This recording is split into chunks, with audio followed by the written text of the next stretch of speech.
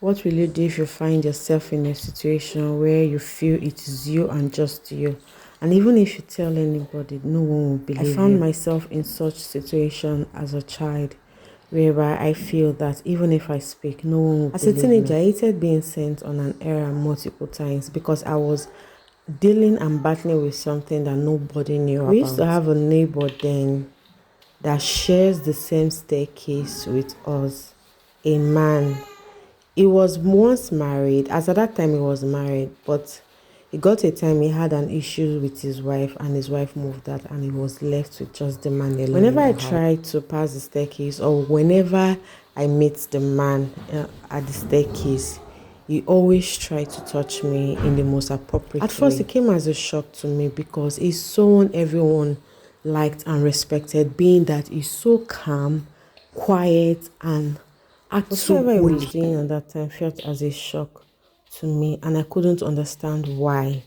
And I felt that maybe if I wasn't sent on an errand often, he won't have to see me, and if he doesn't see me, he won't have to touch me inappropriately. I'm sure the story will come as a shock to my guardian when they see this video, because I know they had no idea, and I couldn't summon the courage to speak out. Irrespective of the fact that I was a teenager, even as an adult, I still feel that maybe if I wasn't so available at that position or at that place, maybe he wouldn't have done that to me. If I'm not being sent on an errand countless number of times in a day, that's me just being a child. I'm saying this now because I need to be free, because it has taunted me for a very long time, because I couldn't believe why. Though I was lucky that it didn't go as far, but trying to touch me, like trying to touch my boobs and all that, was very inappropriate, and it was a very terrible thing for any man to do to a child. Then most people wonder why is it that anytime I'm sent on an errand, I run. That's because I was fighting a battle nobody knew about. I was always running, most especially when the man is not around. I run so that I'll be back and I'll pass the staircase before he gets back.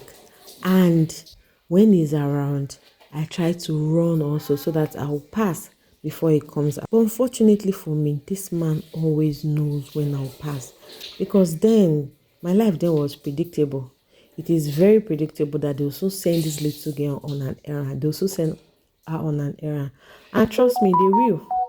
And they always did. Whenever he comes from work, he passes the staircase in a very slow motion, because he knows that very soon I will soon pass there. And true to his expectation, around that time, they always send me on an errand, and I don't know why.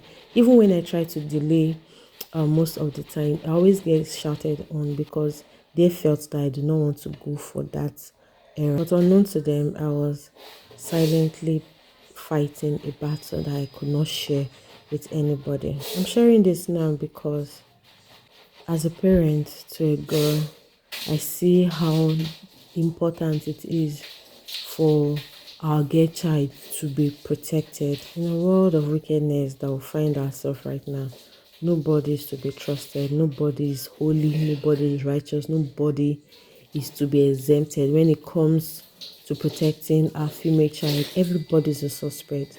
The male child inclusive, because right now children of all genders are prone to being molested. I'm speaking up now for every girl child, every boy child.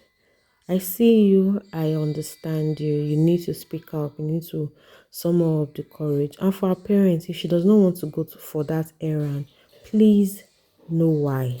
Thank you.